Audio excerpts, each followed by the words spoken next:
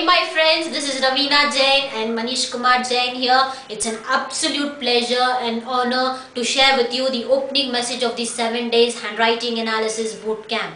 Trust me, by the end of the 7th day, your life is going to be changed and you're going to be entirely a much better person. You're exactly right, Ravina. The kind of information or the content which is going to be shared over the next 1 week or period, you might have never seen or heard something like this ever before in your life. And be ready for some shocks, for some surprises, because this is going to be very unique and something very different. And the science has worked for a lot of people if you implement in a right way. Yes, Manish, this science is much more than we teaching you handwriting analysis. So let's get started. Before getting started, let me share with you in this video one of the most important personality trait in handwriting analysis. Before that, let me put it in a nutshell form and tell you what is handwriting analysis. Well, your handwriting is as unique as your fingerprints are, but much more than that. It reveals your personality, your strengths, your weaknesses, your hidden talents, your fears and defenses, and almost all the aspects of your physical, psychological, and philosophical aspects of your present life. That's why handwriting is called as brain writing. And it's just simple. Your handwriting talks a lot about the status of your subconscious mind. The way you write every time is not planned by your conscious mind. In fact, it comes from your subconscious mind. So your handwriting talks a lot about the status of your subconscious mind, which controls your personality.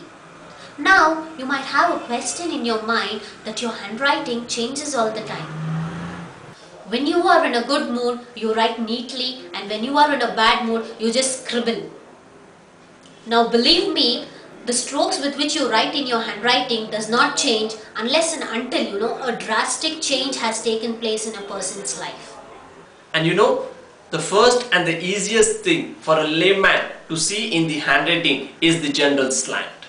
Now, this aspect can be clearly understood by the slant in one's handwriting. Now, let me share with you some of the glimpses of the slants.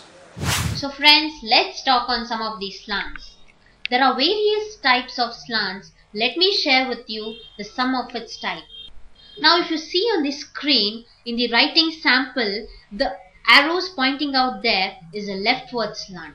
Now, people who write with the leftward slant are withdrawn into themselves, they are reserved and show their feelings at the time of great anger, extreme passion or tremendous stress. They are introverted and make decisions based on pure logic.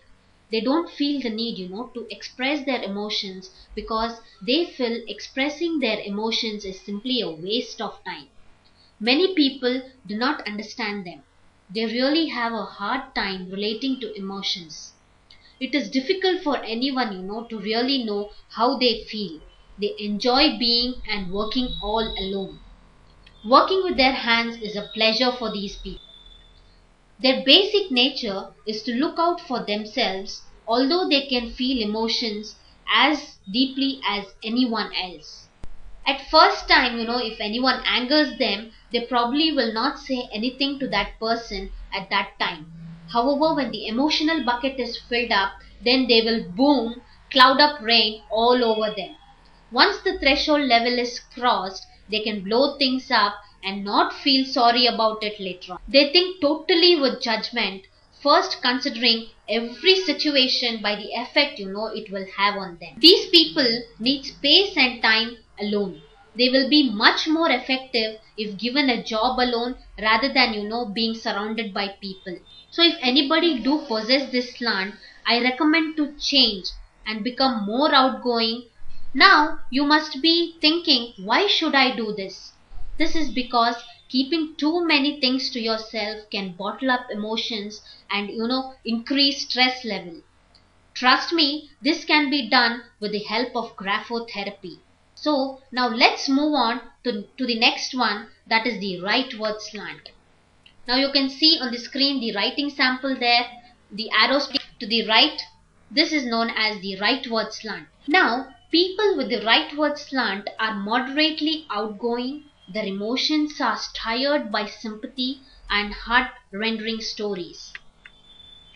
If these people are watching any emotional scene over the television, even they start weeping, and if a mosquito falls in a hot milk, they get sympathy for that too. In fact, they can be kind, friendly, affectionate, and considerate of others. They have the ability to put themselves to the other person's shoes. These people, will be somewhat moody with highs and lows. Sometimes they might be happy, and the next day they might be sad. They have the unique ability to get along well with what psychology calls introvert and extroverts. This is because they are in between. Psychology calls them as an ambivert. They understand the needs of both the type. And when convincing them to buy a product or an idea, a heart-rending story could mean a great deal to them. They put themselves in the same situation as a person in the story.